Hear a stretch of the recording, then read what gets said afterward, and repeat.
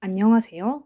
세상이 아무리 이상해진다고 해도 버릇없는 행동들을 하는 사람들이 많은 것 같아요. 그런 사람들은 정말 똑같이 당해봐야 정신을 차리는 것 같습니다. 저도 얼마 전 그런 또라이에게 된통 당할 뻔했다가 극적으로 제 인생을 건져 올렸는데요. 이 악물고 해낸 저의 복수극을 좀 들려드리고 싶습니다. 저는 현재 30 중반이고 작은 쇼핑몰 사업체를 운영하고 있어요. 사실 작다고 말하기에는 조금 그렇고 몇 년 전에 온라인 전체 매출 3등을 했을 정도였어요. 그때 제가 건강이 많이 안 좋아져서 사업을 정리하고 작은 알짜배기만 남겨두고 지금 운영하고 있습니다. 사실 이것저것 비용이 많이 나가서 그리 큰 돈을 벌지는 못했어요. 제 성격에 돈이 있으면 가만히 두는 성격이 아니었거든요. 전부 투자하거나 또 자기 개발하는 데 돈을 썼어요. 그래서 주변에서 버는 것보다 소박한 삶을 살고 있었죠. 그런데 그렇게 일만 하며 살다 보니 내가 왜 이렇게 아등바등 살지 하는 생각이 들었습니다. 친구는 제 이야기를 들은 뒤 너 연애 좀 해봐. 그렇게 맨날 일만 하고 살면 삶에 무슨 재미가 있냐? 라고 하면서 소개팅을 시켜주더라고요. 친구가 마당발이라 이 남자 저 남자 알고 있었고 그만큼 저에게 다양한 사람들을 소개시켜줬어요. 의사, 변호사 이런 사람들도 만났고 또 그냥 사업하는 분들부터 시작해서 거의 열댓 명은 넘게 만난 것 같아요. 하지만 진심이 느껴지지 않았고 관계를 오래 이어가고 싶다는 마음이 들지 않더라고요. 결혼을 포기하려고 하던 무렵 제게 다가온 한 남자는 제 마음을 완전히 가져갔습니다. 대기업에서 일하고 있는 사람이었어요. 우연한 기회로 만나게 된 그 남자는 정말 모든 부분에서 자상함을 보여줬고 어떻게 이렇게 사람이 따뜻할 수 있을까 하는 생각을 하게 만들어줬어요. 솔직히 말하면 저는 이성적인 사람이에요. 보통 여자가 공감 능력이 높고 남자는 이성적인데 반대로 저는 사업을 하면서 냉정한 판단을 내려야 하는 순간이 많았기 때문에 굉장히 냉철한 부분을 많이 가지고 있어요. 대신 그 남자는 저의 부족한 부분, 감수성, 따뜻함, 자상함 이런 것들을 가지고 있었고 저희는 정말 퍼즐처럼 서로의 부족한 부분을 감싸주고 그렇게 결혼까지 꼴인하게 되었습니다. 저희 집안 남편 집안 모두 평범한 그냥 어느 대한민국 서민과 다름없었어요. 그래서 예단 이런 것도 패스하고 간소하게 식을 올리고 결혼을 했습니다. 결혼이 이렇게 좋은 줄 몰랐어요. 별로 삶에 의지가 없었던 저에게 활력을 불러 일으켜주고 또 세상을 아름답게 보게 해줬으니까요. 그렇게 저희는 남부럽지 않은 하루하루를 살고 있었습니다. 그 사건이 발생하기 전까지는요. 제가 1년 동안 중국에 계속 왔다 갔다 하면서 출장을 가야 하는 일이 있었어요. 아실 분들은 아실 텐데 옷 쪽 사업은 중국이 없으면 하지를 못해요. 중국 공장에서 만드는 옷 단가가 한국과는 비교도 안 될 정도로 저렴하고 또 그만큼 옷 종류와 선택권도 많았으니까요. 그리고 제가 중간 유통업을 하고 있는데 중국 공장 쪽에 문제가 생겨서 대표인 제가 가야 했던 상황이었죠. 그렇게 남편과 오랜 시간 만나지 못함을 아쉬워하며 저는 중국으로 출장을 갔습니다. 그런데 그때 일이 발생한 거예요. 남편이 연수를 가다가 사고가 난 거예요. 큰 사고는 아니었는데 아니나 다른 큰 일이죠. 다리가 부러져서 수술을 받았으니 말이죠. 완전한 회복을 위해서 3개월간 일상생활을 못하고 꼬박 누워 있어야 했어요. 저는 당장 자리를 비울 수 없어서 먼 타국에서 닭똥 같은 눈물만 흘리며 남편을 걱정했습니다. 가끔 영상통화를 하면서 남편의 근황을 확인했지만 가까이서 돌봐주지 못해 안절부절했죠. 남편은 괜찮아 자기야. 직장 종도들이 병문안도 많이 오고 번갈아 가면서 다 보살펴주네. 아무래도 자기들이랑 같이 있다가 나만 사고당해서 미안해서 그러나 봐. 그래도 내가 인복은 좋다. 자기 나 너무 걱정하지 말고 일 잘 처리하고 와. 라고 하더라고요. 그래도 직장에서 사람들이 많이 배려해주고 잘 해결된 것 같아 저는 안심을 했습니다. 그렇게 몇 개월 뒤에야 저는 한국에 다시 갈 수 있었어요. 그런데 그때 조금 놀랐습니다. 집 안에 물건 배치들이 많이 달라진 듯 했어요. 제가 뭐 물건 이동하는 걸 별로 안 좋아하거든요. 그런데 침대 위치도 바뀌었고 식기구들도 몇 개 더 들어와 있고 생각한 것보다 집이 많이 변해 있길래 남편에게 물었죠. 자기야, 몸도 아픈데 나한테 말도 없이 언제 이렇게 가구 배치를 바꿨어? 못 보던 물건도 많이 있고 자기 향수나 바디 로션 이런 거 안 바르잖아 라고 했습니다. 그러자 남편은 그냥 자기 없으니까 내가 심심하더라고. 자기 있으면 이것저것 놀러 갈 텐데 그러지 못하니까 기분 전환할 겸 가구도 바꾸고 뭐 안 해본 행동도 해봤지. 기분 상했어? 아니, 내가 기분이 왜 상해? 그냥 자기가 안 하던 행동을 해서 궁금한 거지. 잘했어, 여보. 이제 내가 정말 여보 옆에서 잘 보살펴 줄게. 이제 아프지 마. 라고 하면서 남편에게 말했고, 저희는 그렇게 다시 상봉을 했습니다. 그런데 뭔가 이상했어요. 남편이 달라져도 너무 달라진 겁니다. 몸에서 향수 냄새가 너무 진했어요. 마치 무슨 냄새를 감추려고 하는 듯한 느낌도 들었고, 직장 다니는 사람이 이럴 리가 없는데 이상하다 싶었죠. 저는 자기야, 향수 너무 진하게 뿌리는 거 아니야? 직장 동료들이랑 같이 있는데 너무 향진하면 안 좋아할 것 같은데? 라고 말하자 남편은 아니야, 이 향수 내 직장 동료가 사줘서 일부러 많이 뿌리고 다니는 거야. 그 녀석이 자기 사준 거 안 쓴다고 나한테 뭐라고 해서 그 후로 미안해서 그러는 거지. 너무 진한가? 이젠 좀 줄여볼게. 라고 하더라고요. 그런 사정이 있었구나 하고 저는 넘겼죠. 그러던 중에 저는 남편이 입원할 때 도와주셨다는 회사 직원들한테 감사 인사를 따로 드리고 싶어서 결혼식장에 왔을 때 받아놓은 연락처에 연락을 드렸어요. 제가 중국에서 가져온 기념품이랑 이것저것을 드리려고요. 남편과 유독 친하게 지냈다는 분께 연락을 했습니다. 안녕하세요. 저 박강희 아내예요. 이번에 남편 다쳐서 일을 못 갔을 때 공백도 채워주시고 병문안도 와주셨다고 해서요. 남편한테 말 안 하고 따로 챙겨드리고 싶어서 연락했습니다. 라고 하자 그 사람은 아내요? 이혼하신 거 아니었어요? 그리고 병문안 간 적 없는데? 오해하신 것 같은데요? 라고 하는 겁니다.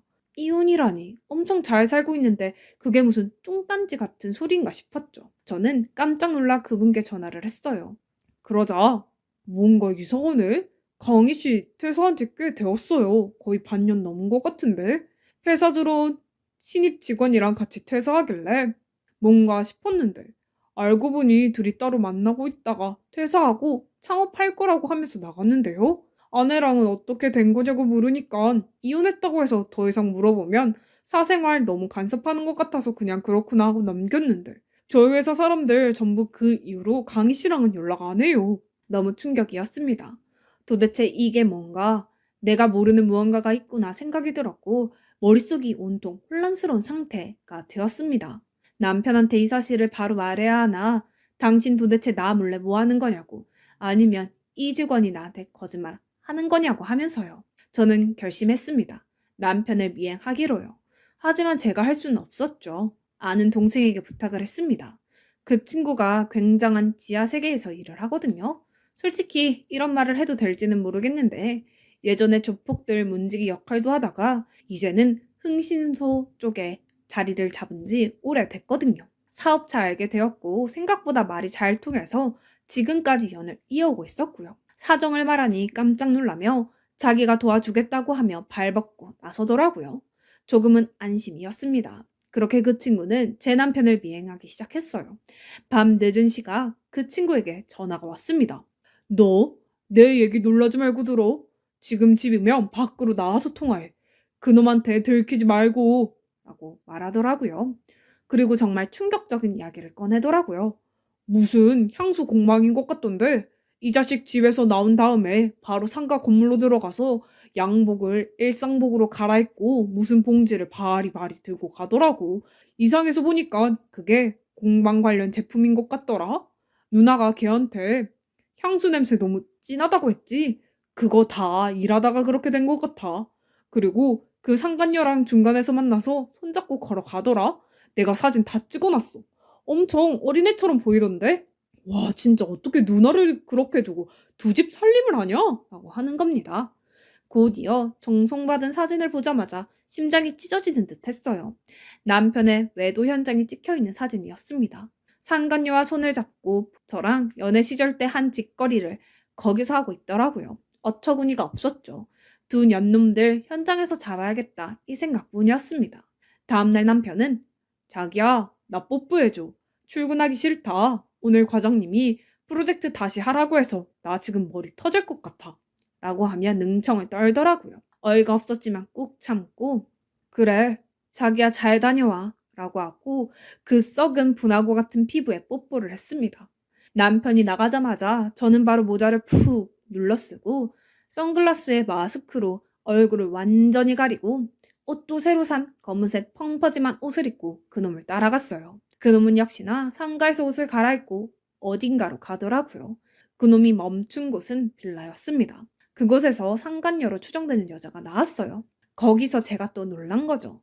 상간녀 부모님으로 추정되는 분들이 나와 남편을 배웅해 주는 겁니다. 뭐야, 가족들도 다 아는 건가 싶었고 저는 손이 떨렸어요. 바로 저곳에 달려가 상간녀와 남편의 멱살을 잡을까 생각도 했었지만 일단 끝까지 보고 싶었습니다.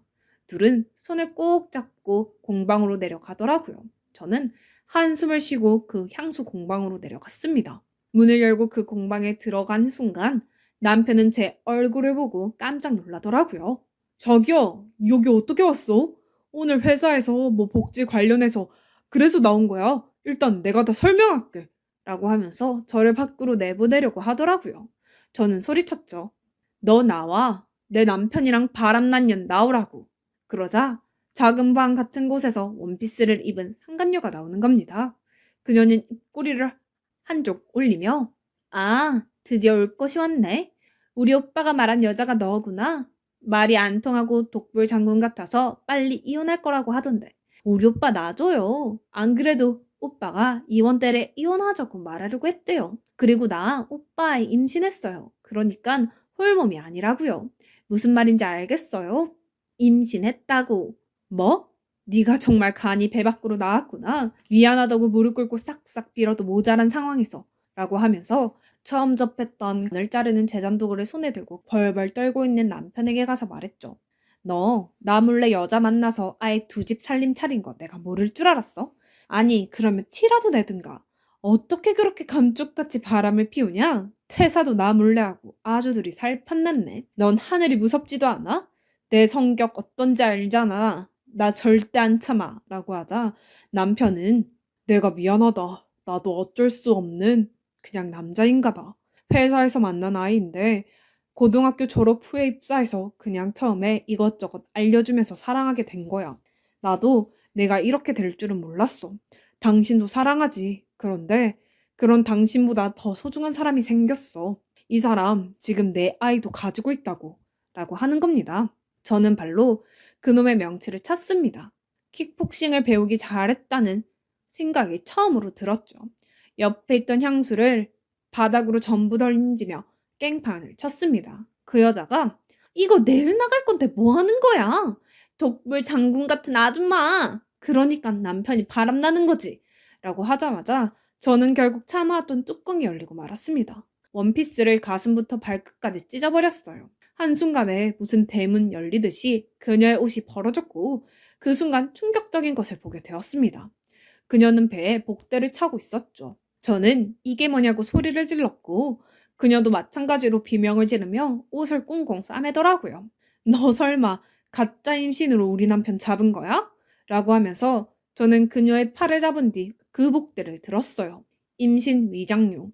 그러니까 드라마에서나 쓸 법한 그런 것을 메고 이제껏 임신한 척을 했던 겁니다. 쓰러져 있던 남편은 그것을 보고 뭐야? 아이 가졌다는 거 거짓말이야?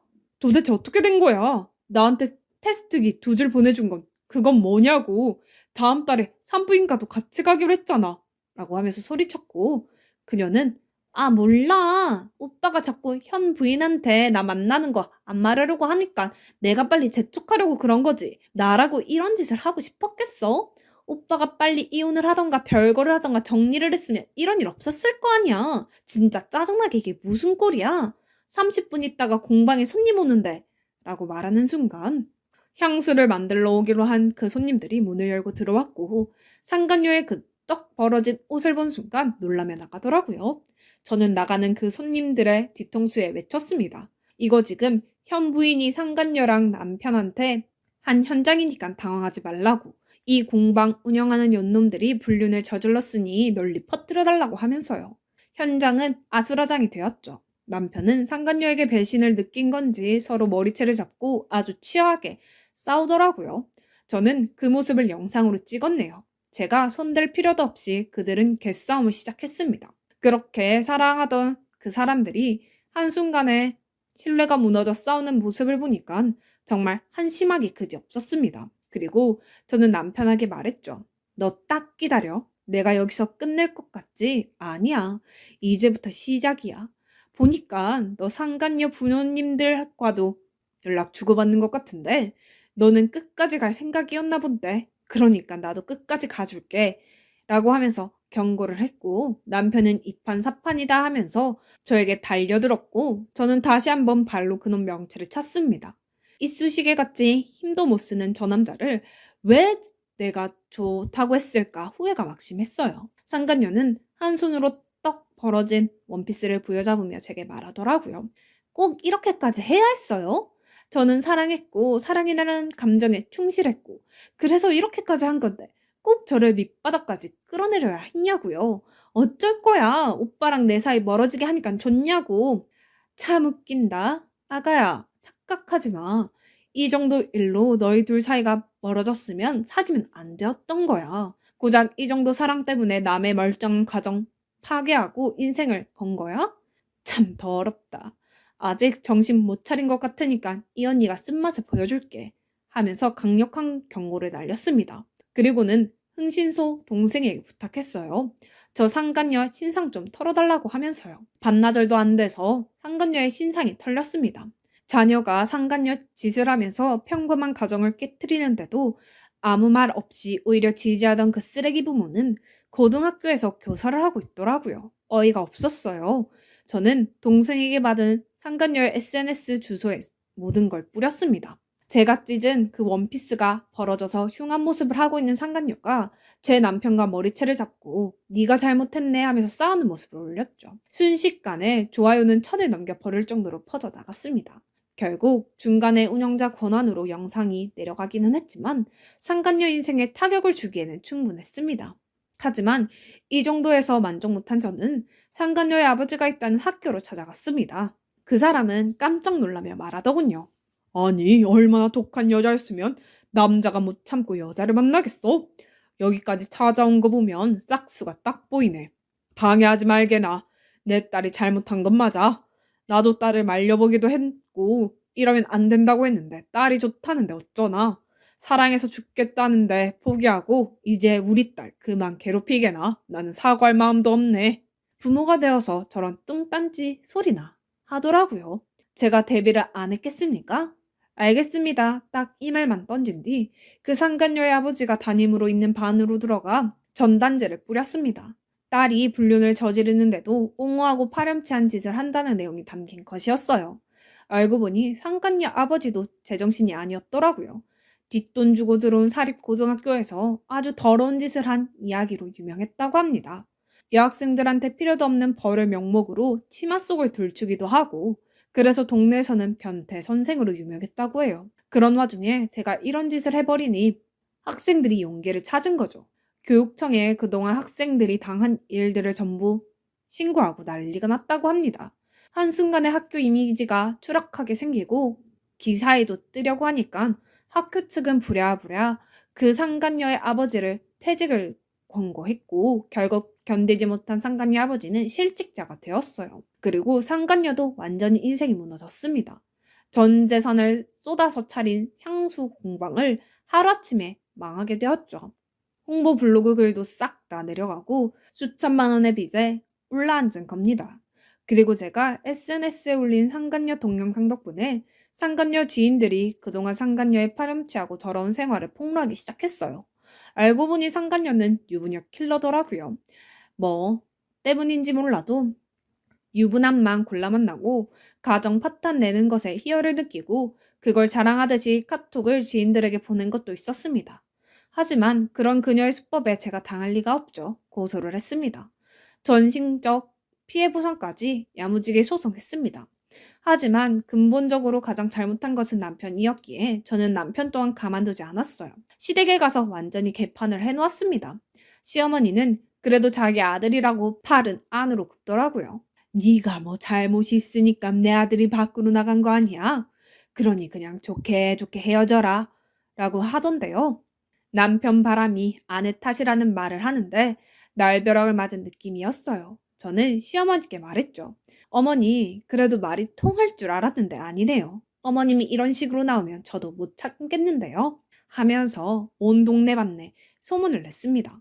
당연히 이 동네 사람들 입에 어머님 이름이 오르락내리락 했고 얼굴도 못 들게 되었죠. 그제서야 어머니는 날카로운 발톱을 내세우며 저보고 나가 죽으라고 하더라고요. 저도 맞받아 쳤습니다. 내가 죽기는 왜 죽냐고요. 사람 마음에 대목받은 한 여자 인생 흔들어 놓은 당신 아들이 죽어야 한다고 하면서 소리를 쳤죠. 그리고 저는 남편에게 아주 시원한 마지막 복수를 날려버렸네요. 남편 SNS는 물론 전 직장까지 외도 소식을 전부 알렸습니다. 남편도 얼굴 못 들게 해줬어요. 하지만 남편 놈은 모아둔 돈이 있었기 때문에 저와 이혼 후에 계속해서 향수 공방을 저 몰래 차리더라고요. 하지만 제가 누굽니까? 흥신소 대표를 가장 친한 동생으로 둔 누나이기 때문에 남편이 창업을 하는 족족 거기에 아주 큰 선물을 보냈어요. 바람 피운 놈이 이제 향수 장사를 하네. 이 동네에 소문 쫙 나서 망해라 라는 편말을 달아서요. 결국 6개월을 못 가서 망하고 가게를 내놓아도 소문이 나서 권리금 6천만 원도 못 받고 그렇게 나락으로 떨어졌네요. 한동안 잠잠하다 싶었는데 또 대출해서 공방을 차렸더라고요. 깨끗한 척 하면서 커플들만 받는다고 결혼 반지 만들어주는 그런 공방이요. 제대로 밟아야 할 것 같았습니다. 그래서 이제는 꽃배달이 아니라 아예 책자를 만들어 놨어요. 남편의 추악한 행동이 담겼고 마지막은 불륜으로 마냥 그놈의 삶을 사람들에게 뿌리고 블로거들한테도 몇 푼 주면서 올려달라고 하니 금방 망하더라고요. 전 남편은 곡소리를 내며 왜 이러냐고 내가 미안하니까 그만 괴롭히면 안 되냐고 사정을 했지만 어림도 없었죠. 내 눈에 보이지 말고 제발 깨끗한 척 하지 말라고 경고를 했습니다. 또 깨끗한 척 이미지 변신해서 장사하면 똑같이 해준다고 하면서요. 제게 어떻게 귀신같이 알고 찾아오는 거냐고 하면서 그놈은 제가 흥신소 동생을 둔 걸 모르고 벌벌 떨며 무서워했고 결국엔 자기 엄마 있는 동네로 내려가 쥐 죽은 듯이 살더라고요. 솔직히 누군가는 저를 비난할 수도 있어요. 왜 이렇게 모질게 끝까지 괴롭히냐고, 용서하면 편하지 않냐고요. 하지만 언제까지 피해자가 가해자를 용서하고 무슨 군자라도 되는 것 마냥 살아야 하는지 모르겠어요. 상처 준 만큼 그놈들한테 상처 줄 수 있으면 주는 게 최고의 복수인 것 같습니다. 아무튼 저도 솔직히 많이 힘들었어요. 죽을 것 같던 시절도 있었고 특히 이혼 소송할 때는 그 기억들을 다 진술해야 하고 변호사님께 치부를 드러내는 것 같아서 너무 죽고 싶었죠. 하지만 피하지 않았어요. 당당하게 그냥 싸웠습니다. 여자가 한을 품으면 온유월에도 서리가 내린다는 말이 그냥 나온 게 아닌 것 같습니다. 정말 바람 같은 짓거리 안 했으면 좋겠네요.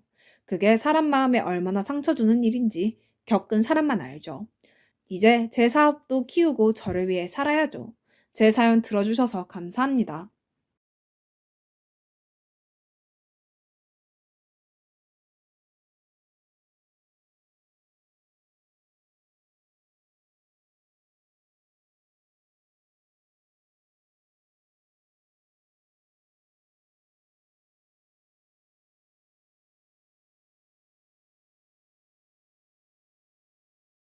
안녕하세요. 저는 30대 후반 주부입니다. 제가 이렇게 사연을 보내게 된 이유는 우리 시어머니, 아니 우리 엄마가 너무 그리워서 그분의 큰 사랑에 감사한 마음을 전하기 위해 이렇게 글을 쓰게 되었습니다. 저는 고아입니다. 고아라는 말은 말 그대로 부모를 여의거나 부모에게 버림받아 몸붙일 곳이 없는 아이라는 뜻이죠. 그렇습니다. 저는 부모에게 버림받은 아이였어요. 제 머릿속을 떠나지 않던 버려진 아이라는 말은 평소에 지울 수 없는, 아무리 지우려 해도 지워지지 않는 것처럼 저를 따라다녔습니다. 고아원에서 우리는 그렇게 교육을 받았고요. 세상에 자신 말고는 그 누구도 믿어서는 안 되며 모든 것은 오롯이 혼자 지켜내야만 한다고요. 저는 그렇게 이를 악물고 살았습니다. 아니, 살아야 했습니다. 그런 제게 세상은 단 한 번도 따뜻한 적이 없었어요. 어쩌다 친구를 사귀게 되어 친구 집에 놀러 가게 되면 첫 질문은 엄마 아빠는 뭐 하시니 또는 너는 어디에서 사니였습니다. 제 입에서 고아라는 말이 나오거나 고아원에서 산다는 말을 하면 친구 부모님의 얼굴은 창백해졌죠. 눈치 보는 것이 일상이었던 저는 그들의 표정을 한눈에 읽을 수가 있었습니다. 그리고는 다음 날 제 눈치를 보며 멀리하던 친구들. 이러한 일은 항상 되풀이되었으며 저는 이 모든 것을 받아들이며 철저하게 혼자가 되어갔습니다. 그리고는 세상을 향해 잔뜩 나를 세우며 나를 지키기 위해 감정 따위는 철저히 감추고 살았습니다. 대부분 호의를 가지고 다가오는 그 모든 일을 철저히 차단하며 이 거친 세상에서 살아남기 위해 몸부림을 치며 그렇게 살았습니다. 그런 제게 한 사람이 다가왔어요. 웃음이 무엇인지도 모르던 제게 웃음을 가르쳐준 사람. 세상이 그렇게 차갑지만은 않다는 것을 가르쳐주던 그런 사람이었습니다. 그냥 있는 그대로의 나를 인정해주는 그런 사람이었습니다. 나 고아예요. 라고 힘겹게 꺼낸 나의 말에 그래서요? 그게 왜요? 라고 의아한 표정을 지어 오히려 나를 놀라게 하던 그런 사람이었습니다. 평생을 고아라는 족쇄에 갇혀 스스로를 가둬버렸던 나를 처음으로 밖으로 꺼내준 사람이었습니다. 당신 이름은 고아가 아니라 이지선이에요. 라고 단호하게 말하던 사람. 네, 그렇습니다. 그 사람이 지금의 제 남편입니다. 무엇 하나 부족할 것이 없던 사람이었어요. 이런 사람이 왜 나를 좋아할까? 이러다가 또 버려지는 것은 아닐까? 내가 이렇게 행복해도 되는 것일까? 그를 만나고 잠 못 이루며 수없이 생각했었지만 그는 참 배려심이 많은 사람이었습니다. 그는 이런 나를 기다리고 또 기다려 주었습니다. 그런 그가 결혼을 하자며 그의 부모님을 만나자고 했을 때 고아인 나를 받아줄 부모님은 없어요. 당신같이 좋은 사람에게 나 같은 사람은 어울리지 않아요. 당신과 당신 부모님께 상처를 주고 싶지 않아요. 라며 거절했던 내게 그는 우리 부모님을 무시하는 것이냐며 처음으로 크게 화를 내며 평생을 그렇게 도망만 다닐 것이냐, 당신이 우리 부모님을 만나 뵙고도 그런 말을 한다면 당신 말을 따르겠다며 저를 설득했습니다. 그리고 그의 부모님을 처음 뵀던 날 그가 그런 따뜻한 사람이 될 수밖에 없었던 이유를 알게 되었어요. 그 누구도 따라갈 수 없는 엄청난 우아함이 가득했던 그의 부모님은 그저 따뜻한 웃음으로 저를 맞이해 주셨습니다. 엄마, 지선 씨는 부모님이 안 계세요. 라며 아무렇지도 않게 말하는 그와 그렇구나. 라고 아무렇지도 않게 받아들이던 그의 부모님은 제가 고아라는 것을 듣긴 들으신 건지 아니면 잘못 들었나 싶을 정도로 별 관심이 없어 보였습니다. 그런 그의 부모님이 잘못 들었나 싶어서 제가 다시 말을 꺼냈습니다. 사실은 제가 고아입니다. 어릴 때부터 쭉 고아원에서 자랐습니다. 라고 다시 말을 꺼냈지만 그의 부모님은 그랬군요. 라며 다시 아무렇지도 않게 말을 합니다. 그리고는 그의 어머니가 말을 합니다. 눈빛이 참 맑아요. 그래서 우리 아들이 그렇게 좋아하나 보네요. 라며 활짝 웃습니다. 그러고는 나도 지선 씨의 맑은 눈이 참 좋네요. 눈은 사람의 모든 것을 대신하죠. 라고 말을 합니다.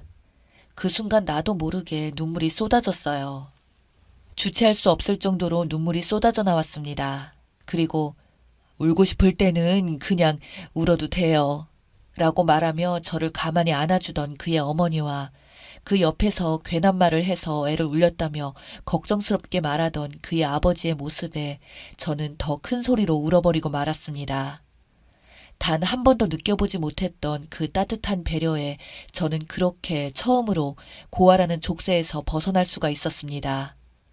가족이 무엇인지 처음으로 알게 되었던 그날, 아니 처음으로 가족이 생긴 그날은 평생 잊지 못할 기억이 되었습니다. 그렇게 그와 결혼을 하고 정말 행복한 나날이 계속되었습니다. 그의 부모님은 정말 좋은 분들이셨습니다. 남편보다 더 의지를 할 정도로 너무 좋은 분들이셨어요. 정말 딸처럼 아낌없이 사랑해 주셨습니다. 고등학교 졸업장이 전부인 제게 공부를 더 해보면 어떻겠냐고 제안을 해주시던 분들, 꼭 대학이 아니어도 괜찮으니 혹시 하고 싶은 공부가 있으면 더 하라고 해주셨습니다. 아낌없이 지원해 주시겠다고요. 대학 시험 보러 가던 날 도시락을 싸서 아침 일찍 응원을 하러 오셔서 아침부터 저를 펑펑 울게 만들던 분들이셨습니다. 내가 왜 이런 행복을, 이런 사랑을 받아도 되는지 불안하기까지 한 그런 날들이 계속되었고, 그렇게 아이를 낳고 어머님, 아버님께서 아이를 돌봐주시고, 저는 일을 할 수가 있었습니다. 모든 결정은 제가 할 수 있도록 해주셨고, 제 결정을 우선으로 존중해 주셨습니다. 정말 많은 것들을 일깨워 주시거나 하셨습니다. 너는 더 많은 것들을 누려도 될 만큼 소중한 아이란다. 어떠한 결정 앞에 설 때마다 제게 용기를 주시던 우리 어머님. 어머님, 당신 덕분에 저는 제 아이에게 당신이 했던 말을 그대로 전해주고 있어요. 당신에게 받은 사랑을 나의 소중한 아이에게 제대로 정성껏 전해주고 있습니다. 그런 저희 어머니가 아프셔서 글을 쓰게 되었습니다. 하늘이 무너져 내리는 것이 이런 것이구나 라며 몇 날 며칠을 울었을까요? 점점 병에 지쳐가시던 어머님을 위해 회사를 그만두고 병간호를 시작했습니다. 제발 우리 어머님을 살려달라고 얼마나 많은 기도를 했을까요? 세상의 모든 신들에게 기도를 했던 것 같습니다. 제발 내게서 우리 어머니, 아니 엄마를 뺏어가지 말아달라고요. 어머님은 간이 좋지 못하셨습니다. 간을 이식받아야만 했습니다. 남편과 어머님과 어머님의 형제분들이 검사를 받았지만 적합자가 없었습니다. 아버님은 자식을 하나만 낳은 것을 후회하시면서 그렇게 눈물만 흘리셨고, 저는 남편이 처음으로 무너지는 모습을 지켜봐야 했습니다. 그런 가족들에게 제가 검사를 해보겠다고 했습니다. 아들도 맞지 않는데 너가 맞겠냐며 다들 말렸지만, 저는 그 혹시 모르는 그 1%이더라도 해봐야 한다고 검사를 했고, 그렇게 검사 결과가 나오던 날 어찌나 떨리던지 떨리는 손을 부여잡고 부디 적합하기를 간절히 기도했습니다. 그리고 놀랍게도 제가 적합하다는 그 말을 듣고 저는 알 수 있었습니다. 어머니와 제가 그냥 우연히 만난 것이 아니란 것을요. 그렇게 어머니께 이제 다 괜찮다고 말을 꺼냈지만 어머니의 대답은 뜻밖이었습니다. 지선아, 네 마음은 정말 고맙구나. 하지만 부모는 말이야, 자식에게 위험을 주면서까지 살고 싶어 하지는 않는단다. 모든 어미가 그래. 자식이 잘못될 수도 있는데 나 살겠다고 자식을 아프게 하는 어미는 없단다. 훈이가 적합하다고 해도 엄마는 그랬을 거야. 또다시 눈물이 흐르는 것을 감추며 이번에는 제가 단호하게 말을 했습니다. 그럼 엄마가 죽어가는데 가만히 보고 있을 자식이 어디 있냐고요. 남게 될 자식들 생각은 안 해보냐고요. 적합하다는 판정이 나왔는데도 시도도 안 해보고 그냥 그렇게 보내냐고요. 그럼 남겨진 우리는 어떠한 마음으로 살아가야 하는 거냐고요. 어머니는 지금까지 제 결정을 존중해주지 않았느냐. 이번에도 존중해달라고 저는 정말 단호하게 말했습니다. 그러자 어머니는 앞으로 아이를 다시 못 가질 수도 있고 약을 평생 먹어야 할 수도 있는 일이라고 의사에게 들었다며 옆에서 그걸 어떻게 지켜보냐며 눈물을 흘리셨어요. 엄마란 이런 것이었네요. 자식이 항상 먼저인 사람. 그런데 저를 낳아준 엄마는 어떻게 저를 그렇게 버릴 수 있었을까요? 엄마는 이렇게 자식만 생각하고 자식이 아플까봐 걱정만 하는 존재인데 말입니다. 가슴이 미어진다는 말이 이런 말이었네요. 그런 어머니와 수술실로 들어가는데 저는 정말 하늘에 감사드렸습니다. 제가 어머니께 해드릴 수 있는 무엇인가가 있다는 것이 얼마나 감사한지요. 아니, 이제 어머님과 내가 정말 무엇인가로 연결되어 있다는 생각에 정말 행복했습니다. 이제 정말 어머니의 딸이 되는구나 하는 생각에 안도감마저 들었습니다. 그렇게 우리는 모든 것이 다 잘 될 줄 알았습니다. 제가 적합자인 것조차 기적이었으니까요. 우리는 그렇게 기적이 일어날 줄 알았습니다. 하지만 세상은 정말 무심하게도 저희에게서 어머님을 데려가 버렸습니다. 이식수술로 처음에는 괜찮았으나 갑자기 안 좋아지면서 어머님은 그렇게 떠나가셨습니다. 너무 허무해서 눈물도 나오지 않더라고요. 믿기지도 않았고요. 세상에 유독 나에게만 이렇게 가혹한지 이해할 수가 없었습니다. 다들 행복하기만 한데 내가 행복해지면 안 되는 것인지 좌절하고 하루하루 참을 수 없는 불합리함에 신을 원망하고 있을 때 이모님이 찾아오셨습니다. 어머님의 남기고 간 것을 전해줘야 한다면서요. 그렇게 이모님은 어머님께서 꼭 혼자 열어보라고 했다며 당부하셨고, 잠시 후 이모님은 돌아가시고 어머니께서 주신 상자를 가만히 바라보는데 갑자기 폭풍처럼 눈물이 쏟아집니다. 하지만 저는 감히 상자를 선뜻 열어보지 못했습니다. 몇 날 며칠을 눈물만 흘리다가 상자를 열어본 어느 날, 저는 심장이 멎는 듯한 아픔을 느껴야만 했습니다. 그곳에는 사랑하는 내 딸아라고 시작하는 어머니의 편지와 통장이 하나 있었습니다. 너가 이 상자를 열어보았다면 나는 이미 이 세상에 없겠구나 라고 어머님은 혹시 모를 죽음에 대해 미리 준비하셨던 것 같습니다. 그리고는 엄마가 오래오래 살아서 너를 지켜주고 싶었는데 너무나 미안하구나. 딸에게는 엄마가 꼭 있어야 하는데 우리 딸 앞으로 어떻게 지낼지 엄마가 걱정이 많아. 너의 정성에도 불구하고 이 못난 엄마는 너에게 상처만 주고 떠나는구나. 사랑하는 딸아, 항상 비상금은 있어야 한단다. 이 엄마가 결혼할 때 너희 외할머니가 통장을 하나 주더구나. 항상 지니고 있으면 든든할 거라고. 엄마는 살면서 힘이 들 때마다 할머니가 주신 그 통장을 열어보며 힘을 냈어. 우리 딸도 그랬으면 좋겠구나. 너가 힘이 들 때마다 엄마 생각하면서 잘 이겨냈으면 좋겠구나.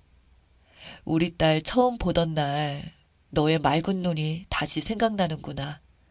이번 생에는 비록 조금 늦게 왔지만 다음 생에서는 조금 더 빨리 엄마에게 와주렴. 다음 생에서도 엄마 딸 하자꾸나 딸아. 사랑하는 내 딸아, 너는 참 소중한 아이란다. 너는 더 많은 것을 누려야 한단다. 잊지 마렴. 항상 너를 소중히 생각하렴. 사랑하는 내 딸. 사랑하는 우리 엄마, 그곳에서는 아프지 마세요. 이제 딸 걱정은 하지 말고 편히 쉬세요.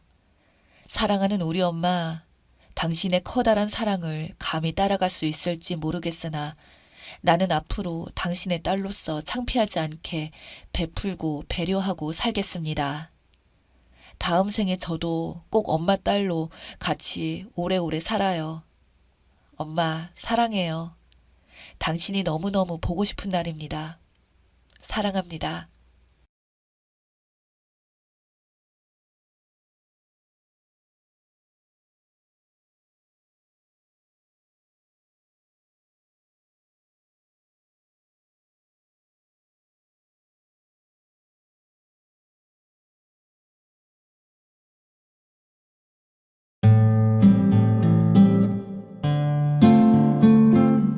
안녕하세요. 31살 갓 돌진한 딸아이 엄마입니다. 남편과 저는 결혼한 지 3년 차입니다. 제가 어렸을 때 어머니가 암으로 일찍 돌아가셨고 외할머니께서는 어머니에게 주시려 했던 건물을 작년 봄에 저에게 주셨습니다. 모든 사건은 이 건물로 인해서 생기게 되었는데 갑작스레 저도 건물을 받게 되어서 당황도 했지만 그래도 최선을 다해서 관리하고 돈을 헛되이 쓰지 않기 위해 노력했습니다. 저는 외동딸이며 아버지에게 단 한 번도 맞아본 적 없고 아버지와 여행도 다니고 용돈도 다른 친구들보다 많이 받고 예쁨 받으면서 커왔습니다. 아버지는 사업을 하시고 생활하시는데 전혀 어려움도 없으시고 저희 집에서 걸어서 20분 거리에 사십니다. 남편은 저랑 싸운 적 없이 잘 지내왔는데 한 사건으로 인해 모든 것이 시작되었습니다. 한 달 전 저와 시어머니의 다툼이 있었는데 그 후로 저에게 쌀쌀 맞고 말도 안 되는 이유로 저를 화나게 합니다. 너무 어이없지만 시어머니와 다툰 이유는 건물에서 받는 월세를 왜 제가 관리하고 있냐라는 주제였습니다. 다시 생각해 보아도 너무 어이가 없습니다. 시어머니가 건물 월세를 왜 너가 관리해 남편에게 이제 맡겨라 하시더군요. 제가 제 건물 돈 관리하겠다는데 그게 대체 무슨 말이세요? 하니까 자고로 건물같이 중요한 돈 문제는 남자가 관리하는 거다 라고 하시며 여자가 하기는 너무 힘드니 남편에게 맡기라고 하더라고요. 너무 어이가 없어서 그냥 제가 관리해도 돼요. 괜찮아요. 했더니 어머니께서 어른이 얘기하는데 버르장머리 없이 하시며 화를 내시더라고요. 그 전까지는 시어머님이 이렇게까지 화를 낸 적을 본 적이 없었습니다. 그 이후로 또 하나의 사건도 역시나 건물과 관련된 돈 문제였네요. 시어머니는 아가씨와 카페를 하고 싶다는데 1년 안에 자리 잡을 테니 월세 보증금 없이 하신다고 도와달라고 하는데 딱 잘라 거절했습니다. 무슨 제 건물이 월세 안 받는 무료 봉사 건물도 아니고 아가씨라는 사람은 대학교 졸업해서 취업은커녕 제 남편한테 용돈 받아서 놀러만 다닙니다. 놀러만 다니는 아가씨를 제가 뭐가 이쁘다고 월세도 안 받고 카페를 차려주나요? 이쁘다고 해도 월세 안 받고 카페 차려주는 건 말이 안 되는데 말이죠. 저희 아버지가 해외 자주 가시는데 그때마다 제 선물을 사오시는데 가방이나 지갑 이런 겁니다. 아가씨는 저희 집 놀러와서 빌려달라 하고 빌려가서는 절대 돌려주지도 않습니다. 이런 한 푼 벌어본 적 없는 아가씨를 뭘 믿고 제 돈 투자해서 카페를 만들어줍니까? 안 그런가요? 시어머니께서는 싸가지 없고 자기 아들 무시한다며 남편 퇴근 시간에 회사 앞에 찾아가서 한풀이하고 저희 아버지 집까지 찾아가서 제 욕하시고 돌아가신 어머니 흉까지 보고 가셨습니다. 아버지 전화 받고 알게 돼서 어머니 욕까지 하신 시어머니한테 전화 걸어 따지려는데 남편이 핸드폰 집어 던지더라고요. 저보고 그냥 해주지 건물로 왜 유세 부리냐며 뭐라고 하더라고요. 건물 자리도 없고 요즘 카페가 많아지니 장사 정말 쉽게 보면 안 된다고 말하고 다시는 시댁 근처도 안 간다고 말하니까 대답도 안 하고 시댁으로 가버리더라고요. 정말 남편이란 사람과 시모 정말 이해가 안 가고 저에게 빌붙어서 뭐 하나라도 떼 먹으려고 옆에 있는 것 같네요. 또 한 번은 건물 받고 나서 얼마 안 가 남편이 사표 내고 장사한다는 거 제가 반대했는데 그 후로 월급 받으면 네가 돈 더 많이 버니까 월급 시댁에 다 준다 하더라고요. 그래서 너무 어이가 없어서 그러면 원하는 대로 월급 시댁에 다 주고 난 이혼할게 하고 선언하니 갑자기 미안하다며 빌더라고요. 남편이 시댁 갔다가 일주일 뒤에 들어와서는 앞으로 저희 아버지 집으로 부르지 말랍니다. 아버지 집 가는 것도 한 달에 한 번만 가라고 합니다.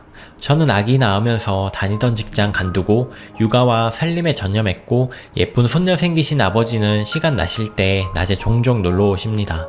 오셔서 남편과 마주친 적은 단 한 번도 없고요. 출가하고 나서 아버지 집 오랜만에 갔을 때 라면 드시는 모습 보고 2주일마다 반찬 잔뜩 해서 가져다 드리고 웬만하면 점심은 저랑 같이 먹자고 부릅니다. 혼자 계신 아버지 생각하면 지금도 눈물 나려 하는데 남편이 그렇게 얘기하니 또 어이가 없고 화가 나더라고요. 지금 사는 우리 집도 아버지가 해주신 거고 어머니 없이 자란 게 흠 잡힐까봐 예물이며 혼수며 부족함 없이 해주셨습니다.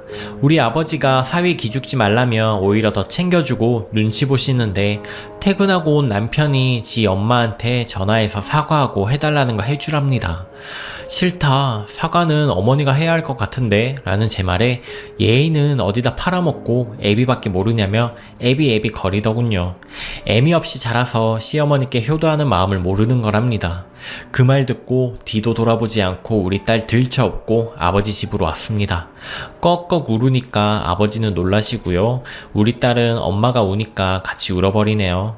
지금 결혼 전 제 방에서 마음 추스리고 글 남겨봅니다. 저는 정말 이혼하고 아버지랑 딸이랑 살고 싶어요. 시댁에 더 이상 돈줄 대기도 싫고 거지 같은 시댁 이제 그만 보고 싶네요. 제가 하나 걱정되는 건 딸아이가 나중에 저를 원망하면 어떡하죠? 이혼을 한다면 저보다는 나중에 딸아이가 상처를 받을까봐 그게 걱정이 됩니다. 저는 어떻게 해야 할까요? 후기입니다.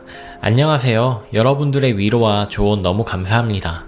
정말 많은 고민을 했고 모든 댓글들을 다 읽어보았습니다. 정말 친한 친구들에게도 털어놓지 못한 이야기, 결혼 준비 중인 친구와 곧 있으면 예쁜 아기가 생기는 친구, 좋은 일을 앞둔 친구들에게 말하기가 겁나서 이곳을 친구 삼아 글을 남겼습니다. 저 댓글들을 읽고 눈물도 많이 흘리고 마음도 정말 단단히 먹었습니다. 앞으로 정말 긴 과정일지는 모르겠지만 딸, 언니, 동생이란 마음으로 지켜봐 주세요. 글이라도 안 쓰면 불안하고 두렵고 마음이 쿵쾅거립니다. 아침까지 그 인간한테 집 전화로 계속 전화 오고 시어머니한테도 전화 온 거 보니까 시어머니가 우리 집에 있을 것 같아 딸아이 옷도 못 가지러 갔습니다. 아버지가 어젯밤 고모한테 제 이야기를 다 하셨고 놀란 고모가 오빠와 아침 일찍부터 오셨습니다. 친척 오빠도 외동이고 아버지 회사에서 일하고 있습니다.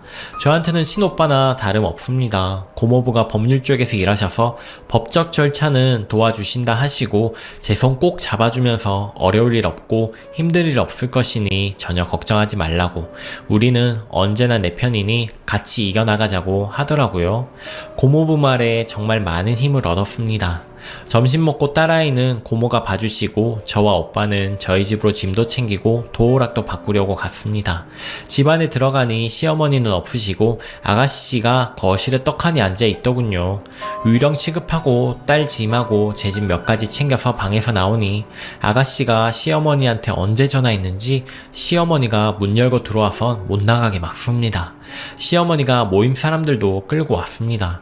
여기서 오빠와 시댁과 충돌이 있었고 말리던 저를 아가씨가 밀쳐버려서 허리도 다쳤습니다. 오빠는 목에 손톱으로 흉도 생겼고 도중에 아버지도 오고 난리도 아니었습니다. 오빠가 경찰 부른다고 하니 그렇게 고함 지르고 난리치던 시댁 사람들 눈치만 살살 보고 조용합니다. 집 명의가 아버지입니다. 당장 아들 짐 싸서 나가라고 소리치면서 남자 물건을 현관으로 집어 던지시는데 그런 모습은 처음 봤습니다. 시집 잘못 간 제 탓 같아서 바보같이 방 들어가서 또 울었습니다. 오빠는 자기 목에 흉진 것보다는 저 밀치고 머리 잡은 거 폭행 아니냐고 고소할 거라고 통보하니 저한테 독한 년, 천벌 받을 년 온갖 악담하시고 나갑니다. 나가면서 아버지한테까지 욕하시는 거 보니까 눈이 돌아갔습니다.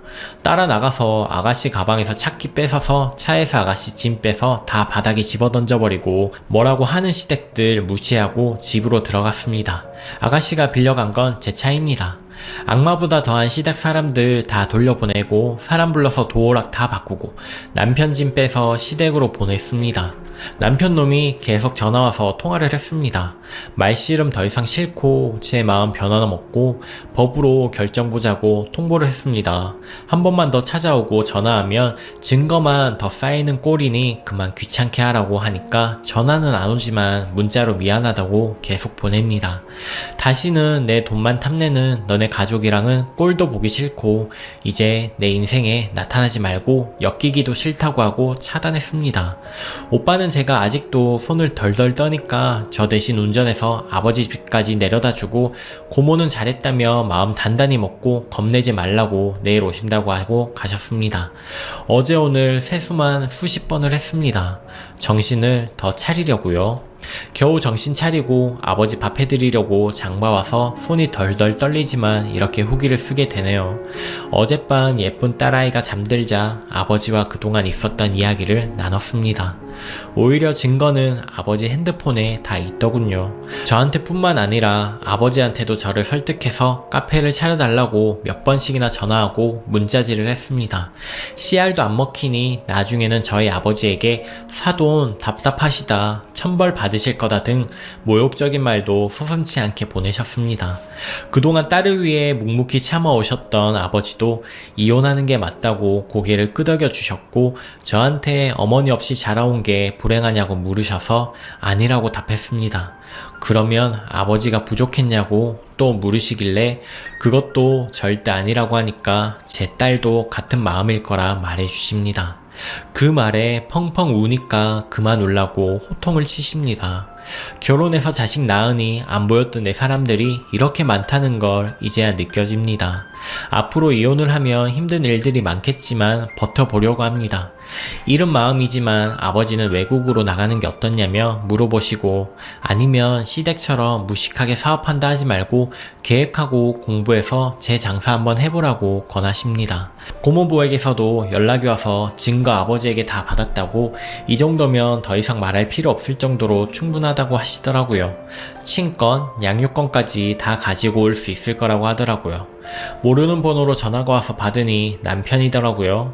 제발 잘못했다고 용서를 해달라고 또 다시 비는데 고모부께서 저에게 조언해준 말을 그대로 했습니다. 물론 녹음도 하고요. 폭행에 대한 민형사 조치는 다 할 거고 시모, 시누는 물론이고 당일에 몰려와서 폭행에 협력하거나 가담한 사람들 모두 포함한다고 했습니다. 진단서도 떼놓았고 그리고 정 잘못했고 합의하고 싶으면 기회를 주겠다고. 조건은 딱 하나. 양육권과 친권을 포기할 경우에 형사소송만 생각해 보겠다고 했습니다. 그랬더니 아무 말도 못하더라고요. 그리고 다시는 전화하지 마라 하고 끊었습니다. 오늘은 어제처럼 힘든 하루였지만 한편으로는 설레는 하루도 된 듯합니다. 너무 힘들었지만 이렇게 글로나마 제 상황과 마음을 써내려가니 오히려 더 굳은 확신과 제가 잘했다는 믿음이 생기네요. 댓글로 많은 위로해주신 여러분들께 다시 한번 감사하다는 말을 하고 싶네요. 위로해주신 여러분들 감사합니다. 그리고 응원해주신 만큼 다시 한번 힘을 내서 딸 아이에게 부끄럽지 않게 열심히 살겠습니다. 오늘의 사연은 여기까지입니다. 여러분들의 생각을 댓글로 남겨주세요. 더욱 다양한 사연으로 다음에 다시 만날게요. 오늘도 행복한 하루 보내세요.